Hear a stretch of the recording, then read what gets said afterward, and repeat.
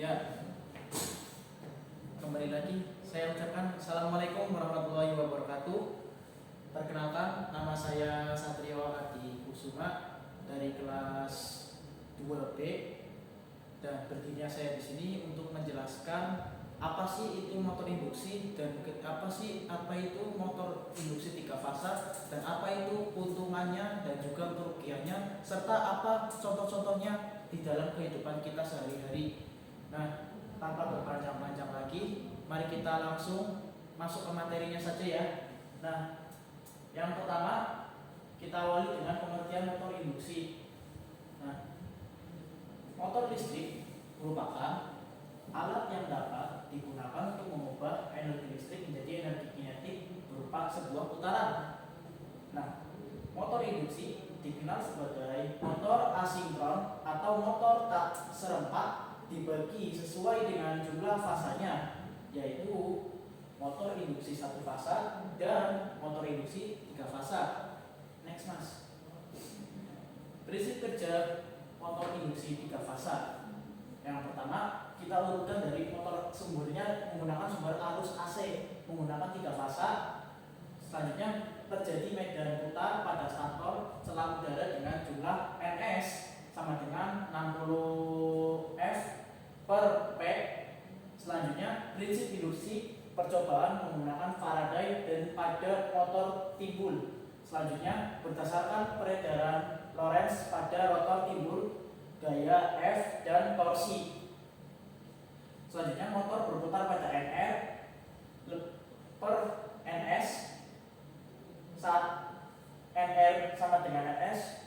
Ini NR turun dan juga NR dan NS ada slip dan terdapat lilitan rotor. Kembali akan berputar lagi berdasarkan menggunakan perputaran Lorentz. Ayo. Konstruksi motor induksi 3 fasa. Nah, berikut gambar ini merupakan sebuah konstruksi motor induksi 3 fasa yang antara lain terdapat kipas rotor, sebuah rotor, ada terminal box dan stator, belitan stator, terdapat bearing, terdapat ada sebuah poros dan juga cincin hubung singkat. Ini kalau misalkan kita ubah beda lebih detail lagi, terdapat ada yang namanya rotor belitan, ada rotor sangkar dan juga ini kumparannya stator. Ya, gambar konstruksi motor induksinya 3 fasa. Next. Rangkaian ekivalen pada motor induksi 3 fasa. Berikut merupakan rangkaian ekivalennya dan juga yang ini merupakan diagram fasor. Next. Dan analisis daya, rugi dan juga efisiensinya. Yang merupakan salah satu tabelnya yang menunjukkan sebuah urutan analisis daya, rugi dan juga sebuah efisiensinya. Yang pertama, terdapat daya input P in, power in sama dengan akar dari 3 dikali V S dikali I S sama dengan cos P. Itu cara rumusnya ya. Dan daya celah udara P CU sama dengan power in dikurangi P TS dikurangi P I. Daya mekanis merupakan sama dengan P mekanis dan P CU dikurangi P TR. P mekanis sama dengan P TR per akar atau P mekanis per sama dengan P CU sama dengan kali 1 kurangi S. Daya output merupakan P output sama dengan P in dikurangi P. P sama dengan PTS ditambah PI ditambah PTR ditambah PA dan G sama ditambah P strike. Next mas. Dan ini lanjutannya efisiensi motor induksi N persentase sama dengan PI min EP rugi per P in sama dengan 100%. sama dengan PI diper Pout dikali 100%. Nah, berikut ini merupakan keterangan dari yang di atas ya Mas, teman-teman semuanya. PS merupakan tegangan sumber menggunakan satuan volt, IS adalah sumber ampere, cos P merupakan faktor daya motor induksi, RC sama dengan tahanan inti, R1 sama dengan tahanan stator, R2 merupakan tahanan rotor. I1 merupakan arus sebuah stator, I2 merupakan arus sebuah rotor, E1 tegangan induksi stator. Menentukan parameter rangkaian. Uji beban 0. Percobaan beban 0 digunakan untuk mengetahui nilai arus, magnetisasi, dan rugi-rugi tanpa beban. Hal ini dapat dilakukan dengan menghubungkan motor induksi dengan tegangan dan frekuensi tertentu tanpa dibebani. Kemudian tegangan, arus, dan daya input diukur. Kedua, uji tahanan DC. Uji ini digunakan untuk mengetahui nilai parameter resistansi stator primer merupakan R1.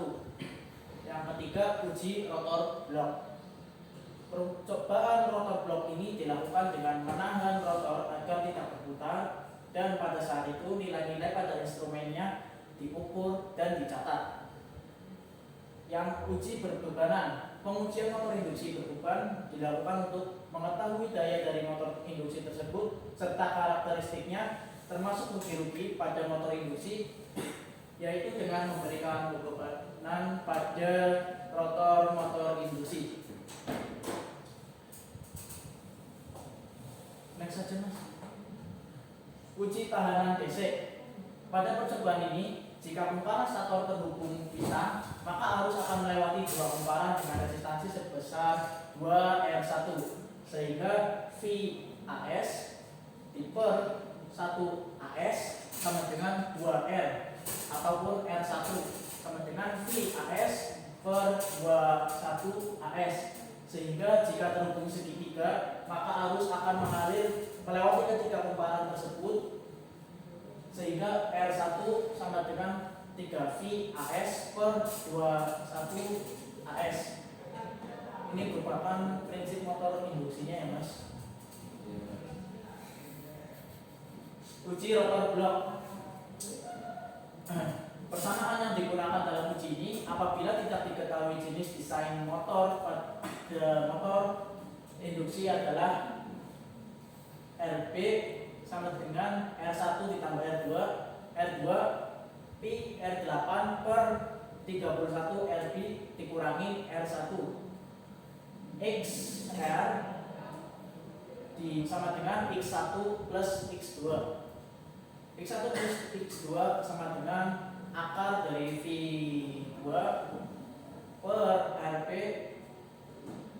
dikurangi per I kuadrat RB dikurangi R1 kurung R2 kuadrat. IRB sama dengan IS plus IR ditambah IT per 3 sama dengan 1 nominal, 1 RB fasa sama dengan 1 RB per akar dari 3. Uji berbeban. Pada pengujian ini, beban yang digunakan dapat berupa generator DC yang diberi beban sensitif atau menggunakan rem arus putar untuk mengetahui besarnya kopel dari motor induksi. Parameter yang diukur pada pengujian ini antara lain arus input, arus stator, daya input, dan kecepatan putaran motor. Operasi motor induksi. Starting door merupakan langsung untuk motor berkapasitas kecil. Kedua, ada starting bintang segitiga. Pada saat start dihubung bintang, maka tegangan sepertiga atau 58% tegangan normal dan arus dasarnya sepertiga arus pada saat motor terpasang dengan tegangan penuh.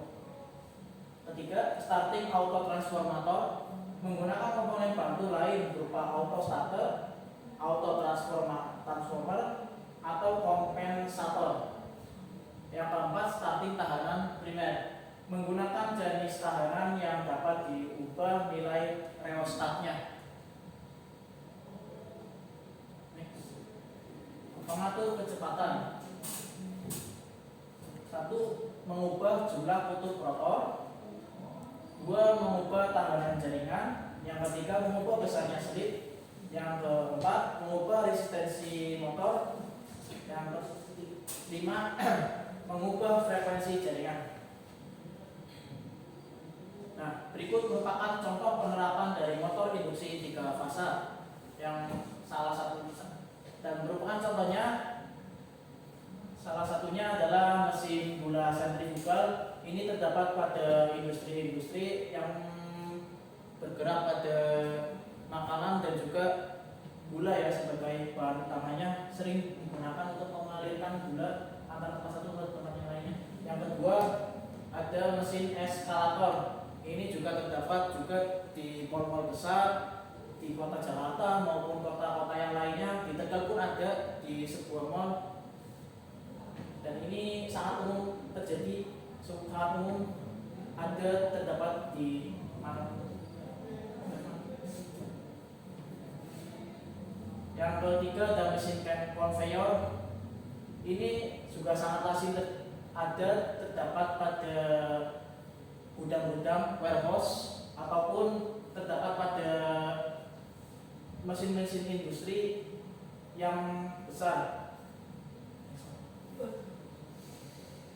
Selanjutnya saya akan menjelaskan keuntungan motor listrik 3 fasa. Yang pertama, lebih efisien. Sebagaimana dijelaskan di atas bahwa listrik 3 fasa akan mengeluarkan arus yang lebih ringan. Begitupun pada motor listrik. Yang kedua, lebih bertenaga. Ini adalah yang paling utama.